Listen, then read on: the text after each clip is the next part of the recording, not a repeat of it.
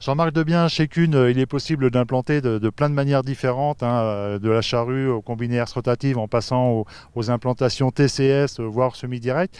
Aujourd'hui, il y a les problématiques glyphosate, les problématiques d'adventice, les problématiques de carbone. Comment fait-on aujourd'hui pour décider de son itinéraire?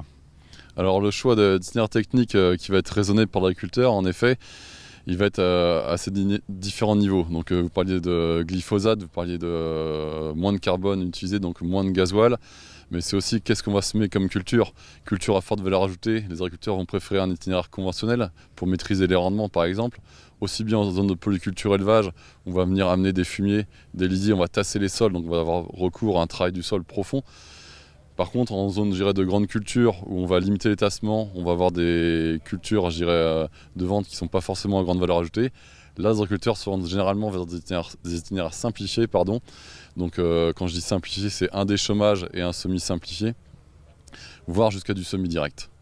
Ok, alors je reviens à la charrue. La charrue, est-ce qu'elle va faire son retour ou pas? Parce qu'elle a des avantages, mais elle n'a pas que des avantages non plus. La charrue, c'est moderne ou ça l'est pas? Alors la charrue, je dirais, a déjà fait son retour il y a 7 ans à peu près pour nous, Kuhn, puisqu'en fait il y a 7 ans on a remarqué que les agriculteurs qui étaient en 100% dans labour ont réintégré de la charrue dans la rotation, donc une fois dans la rotation et généralement sur les cultures de printemps. La charrue elle a un très bon aspect agronomique, elle permet de nettoyer les champs, aussi bien au niveau maladie que ravageurs. Et le combiné herse rotative, est-ce qu'il n'est pas aussi rudement pratique? On a l'impression que c'est pas tendance. Quel est l'avenir du combiné herse rotative? Alors aujourd'hui, Kuhn sort les nouveaux combinés de semis Venta, donc c'est bien qu'il y ait un avenir pour ça. L'itinéraire conventionnel, donc avec charrue et combiné de semis, il sera toujours là. Il est vraiment bien pour une super implantation de céréales. Alors un mot sur les TCS et le semi-direct. Comment opérer la distinction entre les deux? C'est quoi les éléments de choix? Alors entre du TCS semi-direct, tout dépend aussi de la philosophie de l'agriculteur et jusqu'où il va. Parce qu'on peut aussi utiliser un semeur de semi-direct pour faire du simplifié.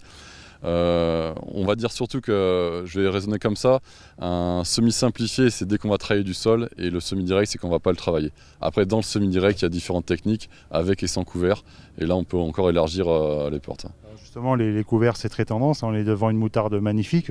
Comment on gère ça? Quels outils on passe dans cette moutarde qui fait 1,20 m de haut? Alors les couverts végétaux sont obligatoires aujourd'hui en France et dans de nombreux pays d'Europe.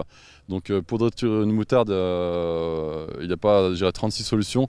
Même si on parlait tout à l'heure de glyphosate, on pourrait l'utiliser. C'est ce qui fait débat aujourd'hui en France.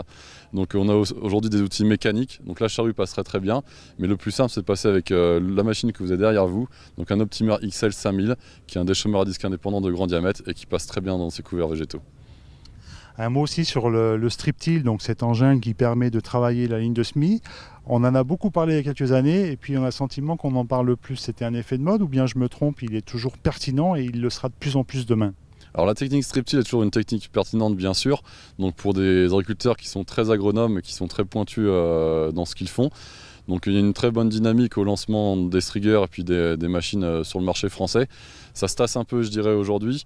Pour plusieurs raisons, les agriculteurs qui voulaient s'équiper, les pionniers sont équipés. Maintenant, ils attendent un peu des publications d'instituts agronomiques pour se lancer dans la technique.